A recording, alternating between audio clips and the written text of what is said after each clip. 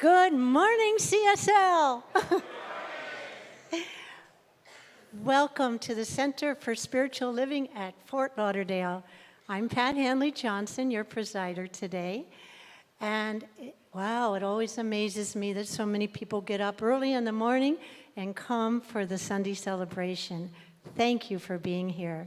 And to those of you who are joining us online, I'm jealous. You get to sit with your coffee on your sofa, and good for you. We're really happy you're here. A very warm welcome to you. And to those of you who are here for the very first time, welcome to you as well. We'd love for you to know that no matter what your spiritual path is or the way your life goes, we have a place for you here. And not only that, we have a gift for you. And this little bag is mala beads. I'm actually wearing them. And you can use them for your spiritual practice when you meditate or pray. And remember that you belong here. We're starting off the Sunday celebration a little differently today. We're going to start with the announcements. And we have 3 of them. And here we go. The first one is our Men's Grow Group. It's going to meet on Tuesday, April 9th. From 6:30 to 8 p.m., and all men are welcome. Also jealous. We all have the ability to change unwanted conditions in our lives, even when it seems impossible. Please join Dr. John Waterhouse and licensed spiritual practitioner Todd Masnicki next Sunday after service for a 1-hour workshop on spiritual mind treatment. We'll explore the scope and power of affirmative prayer, which can change your life forever. To build on this workshop, Dr. John will also be teaching the power of your word. It's a 6-week certificated course on spiritual mind treatment. It's on Tuesdays, starting April 23rd through May 28th, from 6:30 to 8:30 p.m. To learn more about these events and all that's happening at the center, please go to guest services in the lobby, our app, or our website, cslftl.org.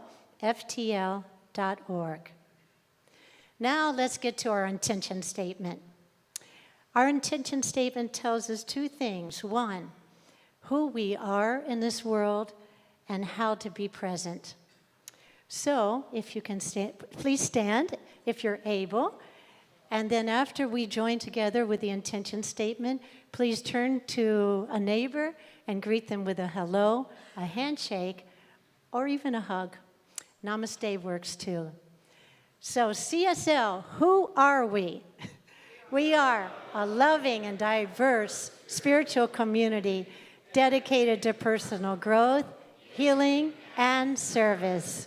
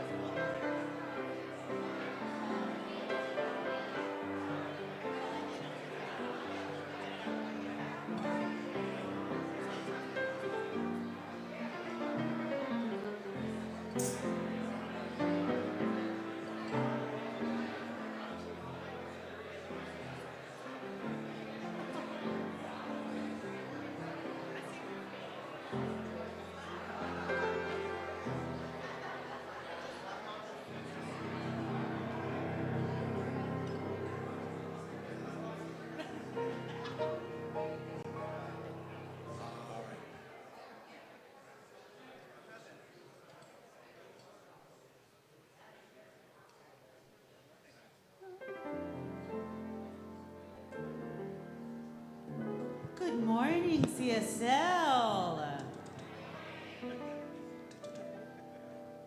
Give this to All right. We're going to start service singing our first song, Spirit is in this place. So I know you all just sat down, but let's stand up. Here we go. Here we go.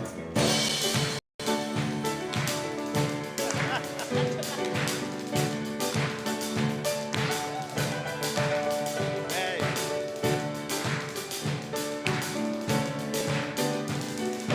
We have come together as a family.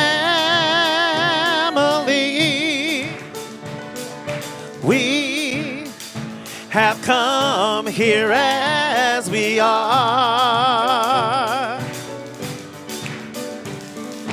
We have come with arms wide open.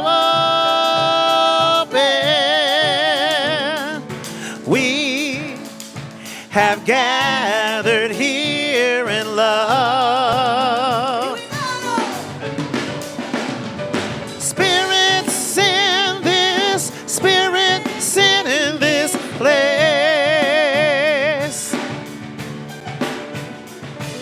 Spirit is in this. Spirit, send this place. Spirit is in this. Spirit, send in this place. Raise the roof and shouts of praise. Spirit, send in this place.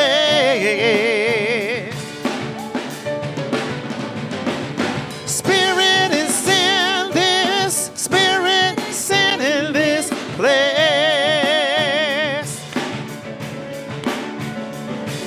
Spirit is in this. Spirit, send in this place. Spirit is in this. Spirit, send in this place. Raise the roof and shouts of praise. Spirit is in this place. Raise the roof and shouts of praise. Spirit, send in this place.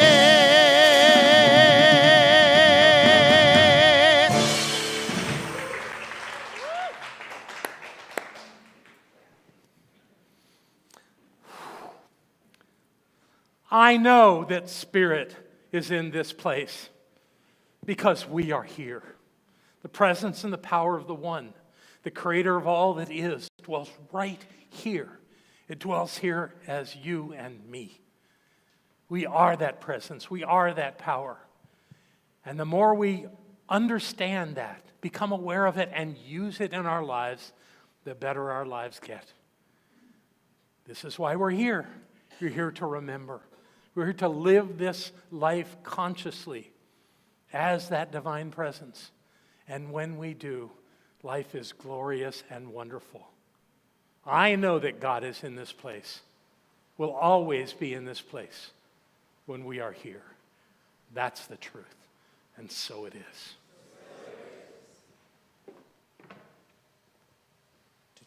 Oh, my mic is working. Yay. All right. Once again, good morning, CSL family. And speaking of family, we have a special treat today. My family is in the house.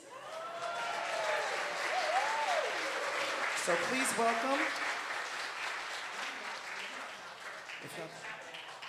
Please welcome my mom, Miss Beverly, my sister Carla, and my brother's 65th birthday today. Make some noise for Philip. Thank you all so much. Welcome, guys. Come on. I know, right? All right, now we sing.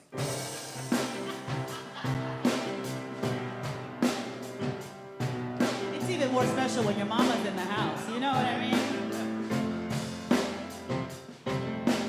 Spirit is our source, our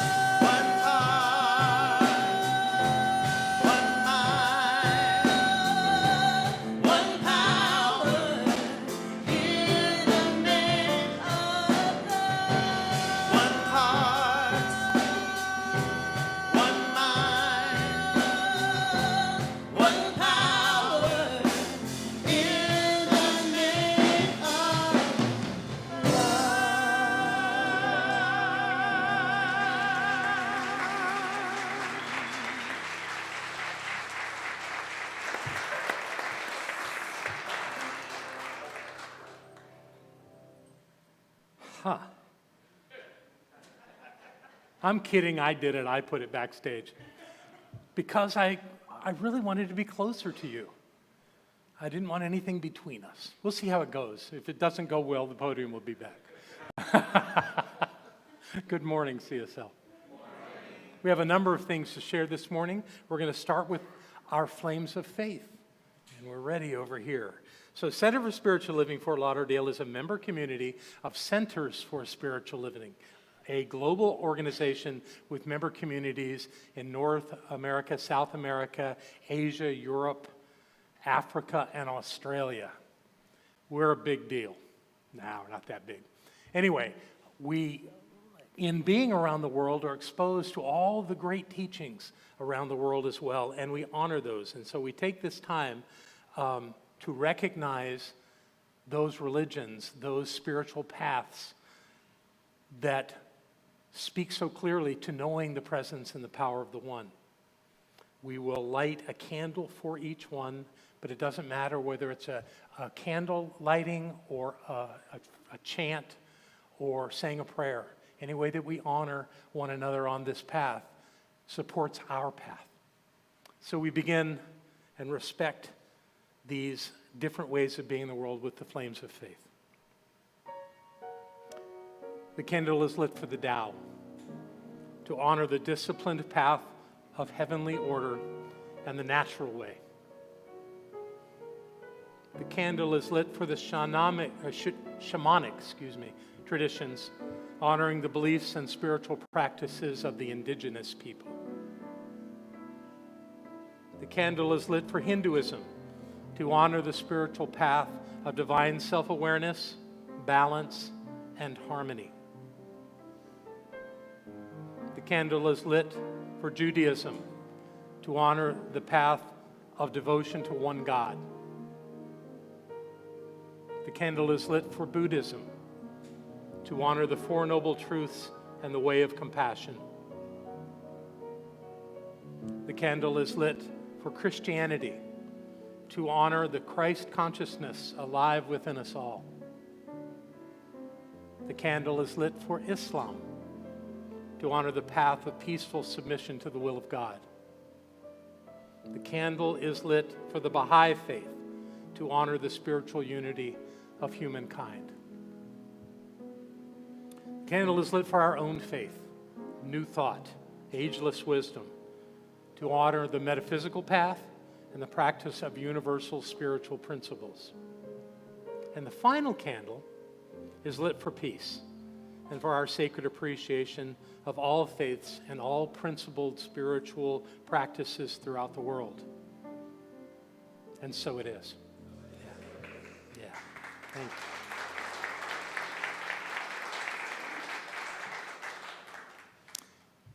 And as you know, this center has a series of core values that were chosen years ago, but still are completely relative to who we are. There's a lovely display of them out in the lobby, and we talk about them every Sunday. We talk about love, healing, oneness, abundance, spiritual growth, service, and diversity. And each week we choose one of them to focus on so that we can become very clear about what that is. And this morning, we focus on diversity. Now, all of us know what diversity is. We live in a culture that is pressing the idea of diversity in a good way. In a good way because diversity is absolutely required. However, most of us think of diversity in specific terms, of it relating to a variety of social, racial, ethnic, and sexual orientations. And we see that having that meld in our community creates diversity, and it does, and I'm very proud of this community for its level of diversity, much more than many other spiritual communities have accomplished. So I think we're doing well. So this morning, I want to talk about a different kind of diversity. I want to talk about having diversity of ideas. I mean, our whole philosophy is called New Thought, so the concept of focusing on a diversity of ideas can only help us. Now, normally what we do as human beings, when someone is expressing some kind of view, that we disagree with. We immediately start working on a strategy on how we're going to speak to them and disagree with what they're saying. We're doing that so that we can have a rebuttal argument. I want to suggest that we maybe look at this a different way. What exists in all of us are a large group of ideas and emotions that make up our consciousness. We can also call that our reality, because to each of us separately, all these thoughts, all these feelings are real, and as real as anything can be. So we lean into them in our lives. When somebody speaks something different to us, they're doing the same exact thing. They have a reality. It's different than yours, perhaps, but it's still valid. So what I would suggest is that we take the time to listen to them. That doesn't mean that we're immediately going to embrace whatever they say, but we give them the opportunity and we honor them by speaking, allowing them to speak to us and say what they want to say. When they're done, if they're willing, we perhaps share some of the things that we believe that may sound a bit different. Once we've done that, one of two things can happen to us. We can either take something that they said and add it to our reality, which in essence creates a higher reality for us, perhaps for them as well. But all we can do is deal with our reality. We will never be able to convince everybody to think our way. That's unreasonable. But maybe there's something there that they can use. The other option is that we become clearly resolved to our way of seeing that particular topic. We don't make them wrong for seeing it differently, but we know from hearing their position that where we are is where we want to be. Either of these outcomes work. Either one of them support us, and either one of them provide for a diversity of ideas because we have within us the ability to hear their position. Think you might want to give this a try? I hope so. Thank you.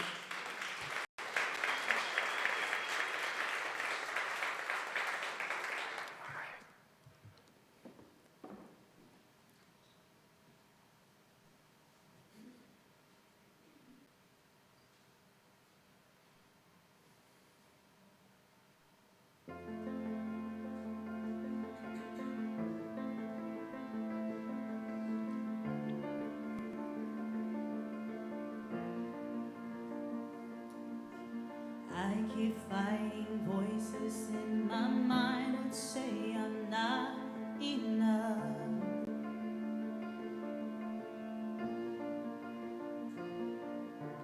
Every single lie that tells me I will never measure up.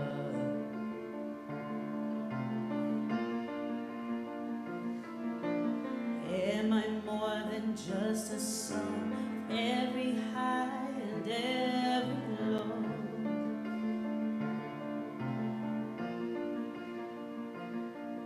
Remind me once again just who I am, 'cause I need to know. Ooh, you say I'm loved when I can't feel a thing. You say I am strong when I think I am weak. You say I am held when I am falling short, and when I don't belong. Oh,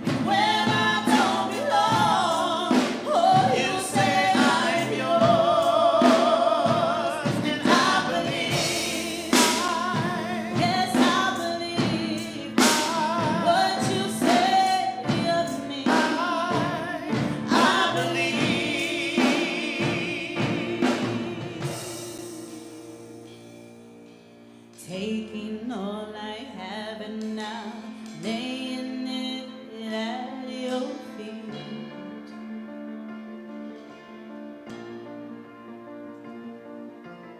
You have every failure, God. You have every victory. Ooh, you say I am loved when I can't feel a thing. You say I am strong when I think I am weak. You say I am held when I am falling short, when I don't belong. Oh, you say I am yours, and I believe. Yes, I believe what you say of me. Yes, I believe. Oh, I believe.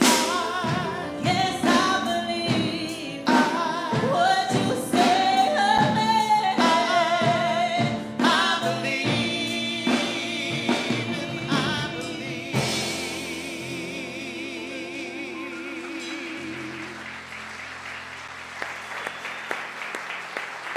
Wow, very nice.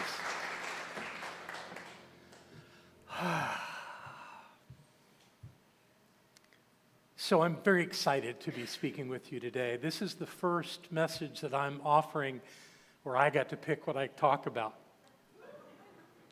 It hasn't been bad, believe me, but it's just nice to have that opportunity. We're doing something different with our readings this month. Rather than a book, we have a one-page document that's available out at the visitor station. If you would like a copy of it, please help yourself to one as you're leaving today, and I would encourage you to read it every day. But before we can get into that, I have something that I need to work out with you. It's God. Now, I know that there are people in this room that don't prefer that word. Maybe some that don't want to hear it. Maybe some that still have the idea of a punitive, vengeful God that's going to get you. I was there. I grew up a Southern Baptist. I was told that to be afraid of God. Of course, I also had the opportunity, as they do in the Baptist church, of receiving Jesus Christ as my personal Savior. I was 12 years old. My mother invited the preacher over. What am I going to tell him? No? So I accepted Jesus. It was fine. That worked. I was 12. I continued on in that church, or actually we changed churches a couple times because my mother disagreed with something the preacher said. But I stayed with it right through high school and after graduation for a time. And then I was confronted by a minister who told me that if I continued to date the woman that was 12 years older than me, that was divorced and had a child, that I could not go to heaven. My raging hormones would have no part of that. I saw the church now as manipulative, and I left. That was it for me. And I left for a long time. I left for a good 12 years. But I have to tell you one thing about what that minister said. He was right, because my marriage to that woman was largely in hell. I don't think that's the way he meant it, but that's the way it happened. And frankly, the way I understand heaven and hell now as states of consciousness, he was right. Okay. Nonetheless, I needed to go through that. But when that was over, I moved on, and I did find a different way of relating to the divine. And I found myself confronted with the idea of this name, God. So I researched it. I wanted to learn some things about that. Where did this come from? And how was I going to heal that inside of me? Well, one thing that I found was that a man who's now a friend of mine, he wasn't at the time, his name is Rocco Errico. He's a Aramaic Bible scholar, brilliant guy. And he told a story of where that word came from. He said that it actually happened when missionaries were traveling through the Germanic tribes early on in Christianity. with trying to convert the pagans. And they were asked, so who is this that you worship? So they used a German word, gut, which means good. So they said, we worship good. And it evolved into the word God. It came from a good source. It came from with an open heart idea. So I've decided to let all that go and be okay with the word God. It's not my favorite word. There are so many names for the divine, but divine presence is my favorite. But the thing is that in what we're going to be looking at over the next few weeks, Ernest Holmes uses the word God a lot. In fact, in the Declaration of Principles, which is what we're going to be talking about, he uses it 10 times. So if you can't handle the word God, you're not going to be able to get what I'm here to share with you. So I really invite you. And here's another strategy for you on this. My beloved wife, Dr. Barbara Waterhouse, long before she was a doctor of divinity, became a licensed minister at this center. And her very first talk was entitled, Get a Bigger God. Isn't that brilliant? Yeah, thank you. Yeah. She'll be gone a year on Tuesday. I miss her something fierce. But I trust you. I stand here today on her shoulders to do this work because I believe in what I'm doing and I believe in her. And today I'm talking about believing in God. So we're going to begin with the idea of these words that Holmes said. Let me tell you about that just briefly. In 1927, Holmes was 39 years old. He had just published his first edition of The Science of Mind. And it was a hit in Southern California. So much so that down in Orange County, the Orange County Register sent a reporter to talk to him. And the big question the reporter had was, what do you believe? Well, Holmes said, give me a little time, I'm going to give that back to you in writing. And he did. And what he came up with was the most brilliant treatise on the science of mind that he ever wrote, or anyone ever wrote as far as I'm concerned. He called it What I Believe. That was in response to the reporter. Didn't take long for the organization to grab it. It's in every single issue of Science of Mind magazine. This month it's on page 10, and it's called What We Believe. They have gotten rid of the term they used for many years, Declaration of Principles. I'm okay with what we believe, except I can't say that to you because I don't know what you believe. So standing here and say what we believe would include you and me is not reasonable. It's not realistic. I hope you find some value in this. I believe these words. And now it's time to actually get to the words. So in his statement, What I Believe, he begins with the phrase, I believe in God, the living Spirit Almighty, one indestructible, absolute, and self-existent cause. What does that mean? It means a lot. And we're going to take it down basically to one word at a time. I've already talked to you about God. The next thing he says is living Spirit Almighty. That sounds pretty traditional. But where it takes me is to another thing that we use to teach this essence of the divine. It's called the three omnis. Who's ever heard of the three omnis? Okay, we got a few people, so I got a good audience to teach today. That's great. There are three of them, as I said. The first one is that God is omnipotent, meaning that God is all-powerful, that God is almighty, meaning that God is omnipotent, and omnipotence and almighty are synonymous. They're the same thing. And all power and all energy comes from God. Let me demonstrate. Everybody raise your right hand. Okay, all those opposed? I'm kidding. What just happened?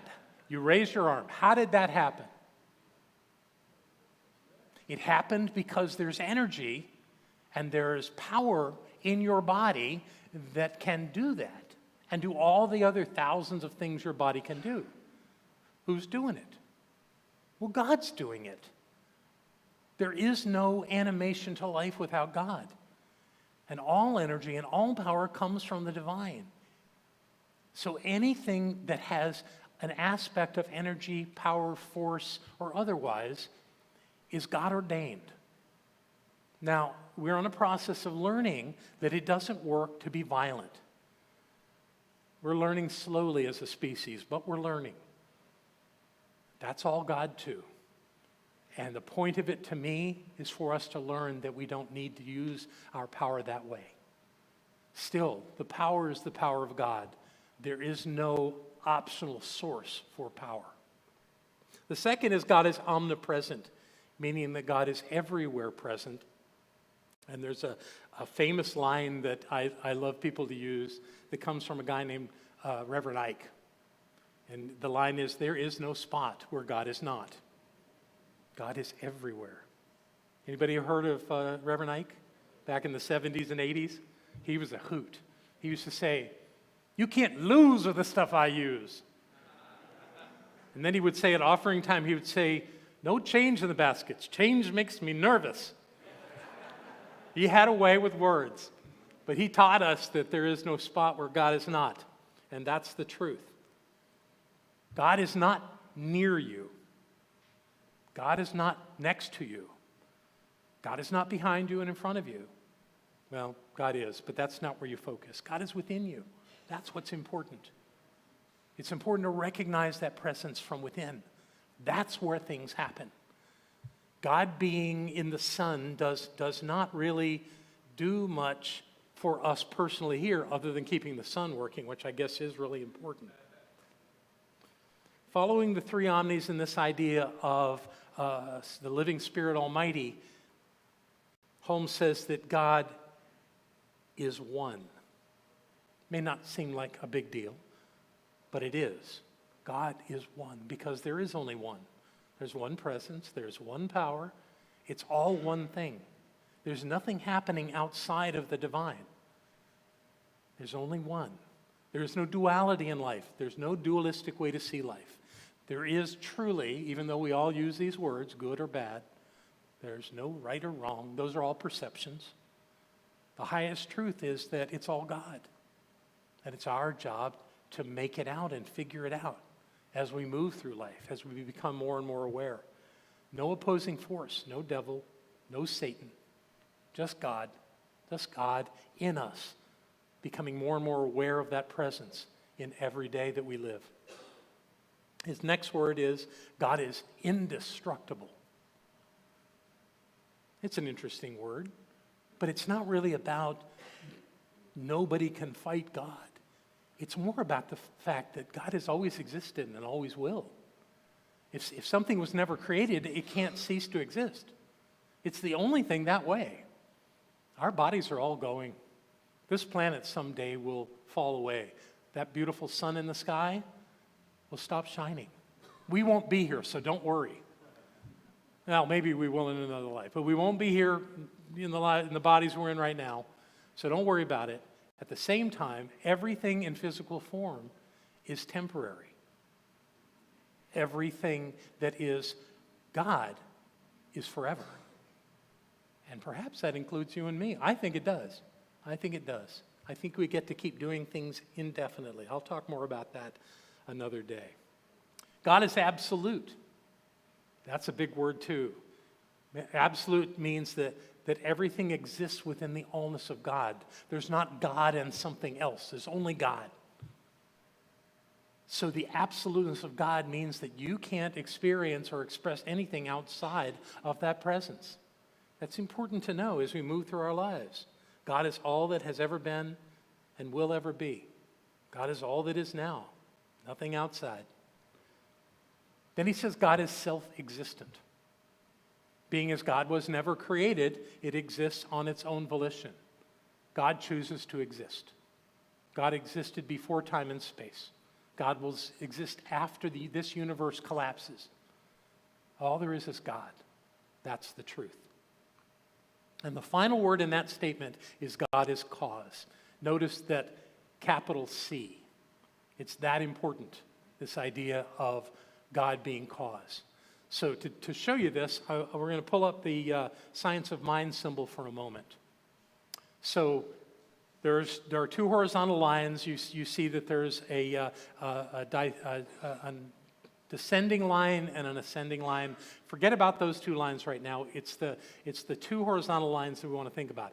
Everything that is above that upper line represents the invisible presence of the divine. That's where cause happens. And frankly, that's where you exist. Not your body, not even your mind. But you, the spiritual being that you are, exist in that upper area. Nothing there is visible, but everything there is real and important for us to understand, because we are at cause point in our lives as God, the allness of everything, is at cause point in creating this physical experience we call life on planet Earth. The next sentence that we're going to look at, the second sentence in the Declaration of Principles, says this one manifests itself in and through all creation, but is not absorbed by its creation. This is really important to understand. It's kind of a weird, not absorbed by it. What does that mean? Well, what it means is that God, yes, is in everything, but you can't find God in it. So we don't worship things. Because even though the presence of the divine must be present at every point in everything in the physical universe, that's not the place we find God. We find God at the point of us. And again, not our physical form, but our beingness. That presence is at the center of what we are. That spirit, that teaching symbol that we just saw, it has a circle around it. Desjardins said that God is a circle that has no circumference, whose center is everywhere. No circumference, circumference is nowhere, center is everywhere. That seems kind of abstract, but if you think about it, it's the truth. The wholeness of God is everywhere. The wholeness of God is at the point of view. You don't need to find God anywhere else, although it's really helpful to recognize that God is present in everyone that we see. That doesn't mean that we seek God in them. It says that we honor the God of their being as much as we know the God of our own being. This is an important way to be in the world. Being omnipresent, God exists in, through, and everything, but we can't find it anywhere except in ourselves. The only place we find God is right here at the point of us. Again, not our body, but in our consciousness and our beingness. And then the final statement to talk about this morning, the manifest universe is the body of God. It is the logical and necessary outcome of the infinite self-knowingness of God. So we go back to the teaching symbol to explain this one. The lower part of the teaching symbol, below the second line, is everything that is physical. Every condition, every physical object, the universe itself is in the bottom of this circle. All of that is called effect. Cause at the top, moving through the law of spirit into effect. It's the body of God.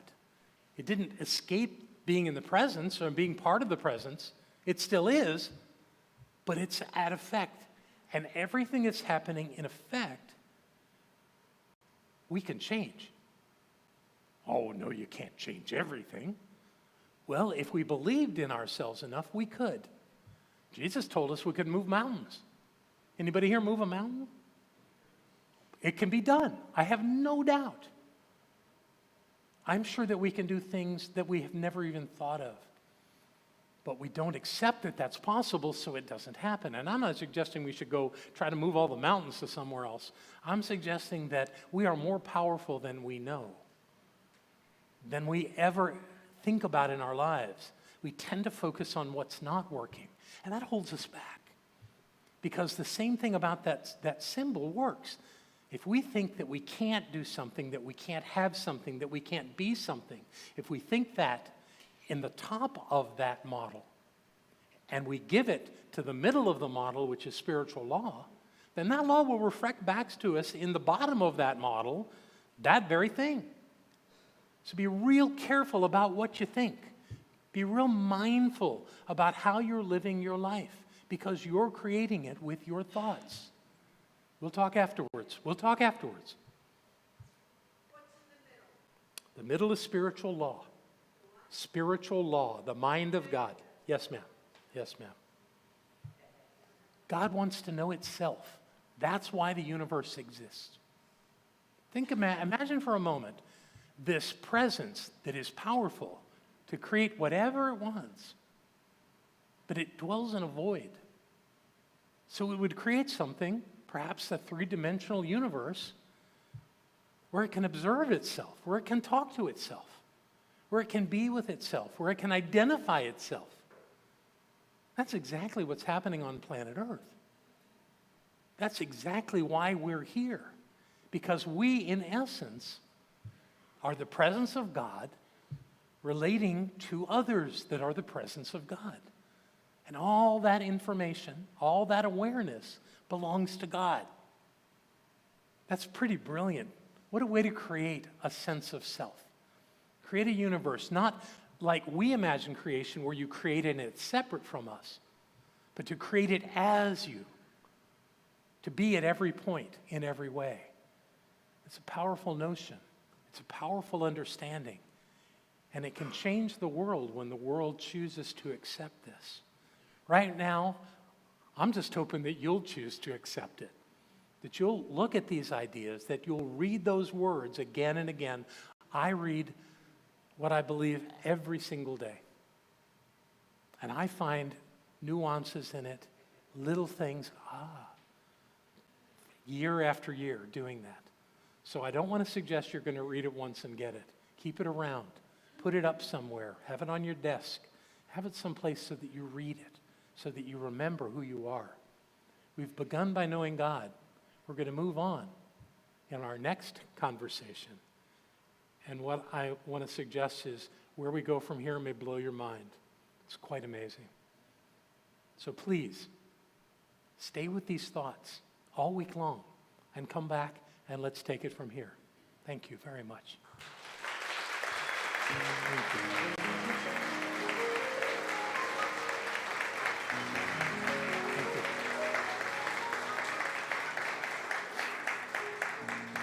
Okay, so it's time for us to reflect on these ideas as we do. So I invite you to close your eyes, go within, and receive these words. There is one power, one presence. It exists in and through all things. It dwells everywhere and always, including at the point of us. It shows up differently in each of us. That's wonderful. Because if we were all the same, it wouldn't be very interesting at all. The fact that we're different is a blessing. We are still God. We are still that presence. And we express life our way. And it's all good.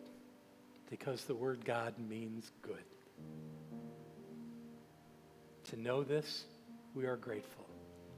And we allow it to just be there before us for a moment.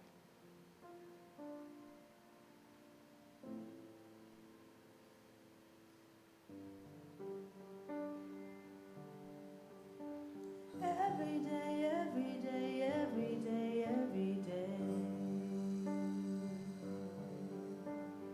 Every day, every day, every day, every day. Every day, every day, every day,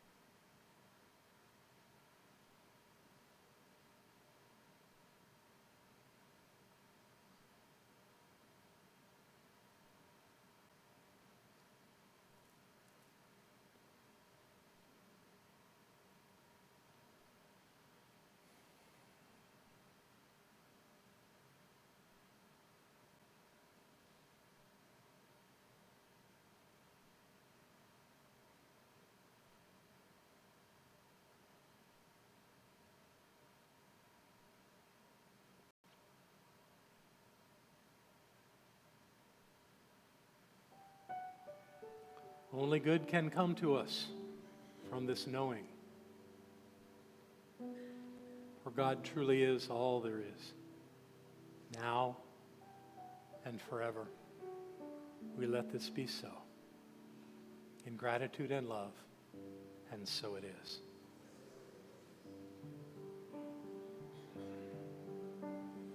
Every day, every day, every day, every day. Every day, every day, every day, every day. Every day, every day, every day, every day. God is all around me. And I'm thankful.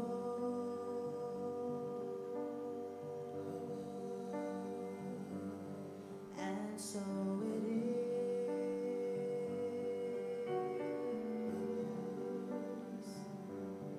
And I'm thankful.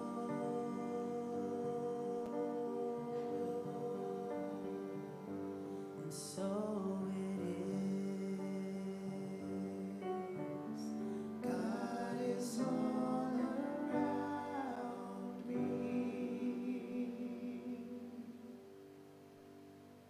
Welcome back. Thank you for your loving attention. Namaste.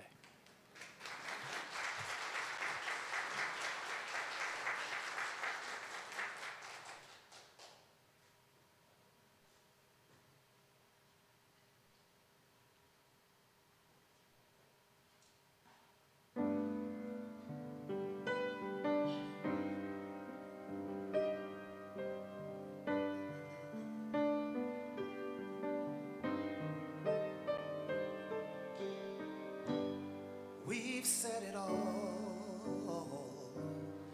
1,000 times before. Been to the wall. It's always found somewhere to turn. There was always more to learn.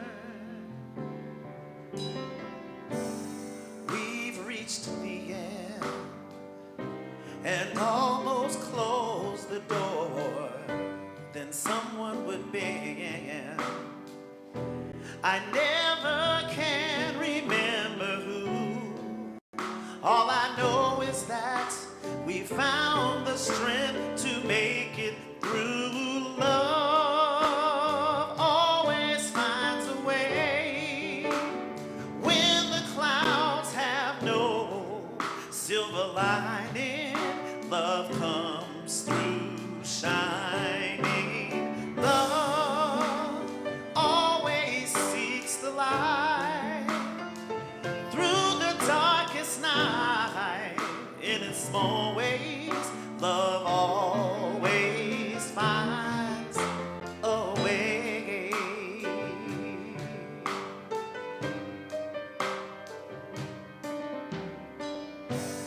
Holding you near after the storm has passed, it becomes clear when all our tears have finally dried, that no matter how we fools may try to turn the tide, love always finds a way when the clouds have no silver lining.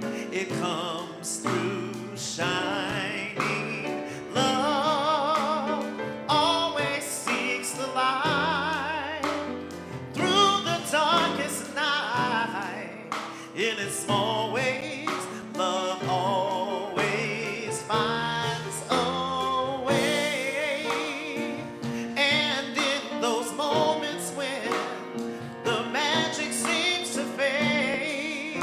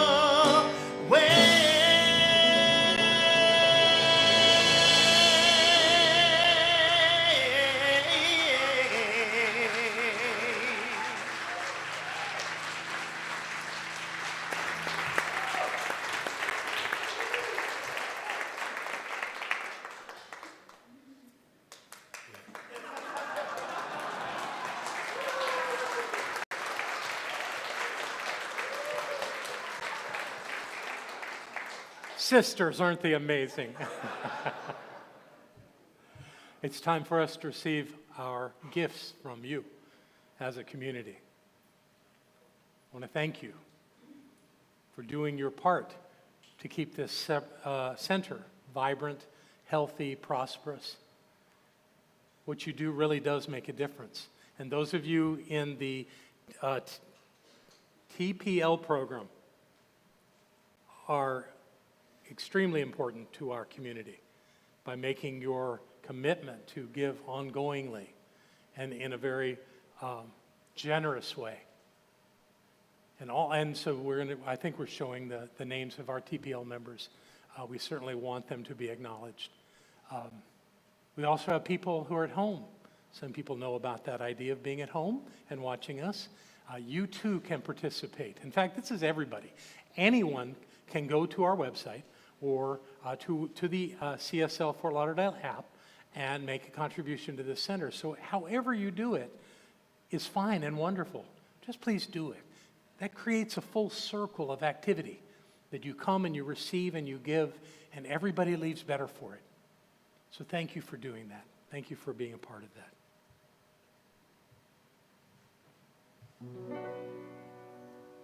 There was a time in my life I thought I had to do it all by myself. I didn't know the grace of God was sufficient, and I didn't know the love of God was at hand. But now I can say, if you are discouraged, struggling just to make it through another day, you've got to let it go. Let it all go. This is what you had to say.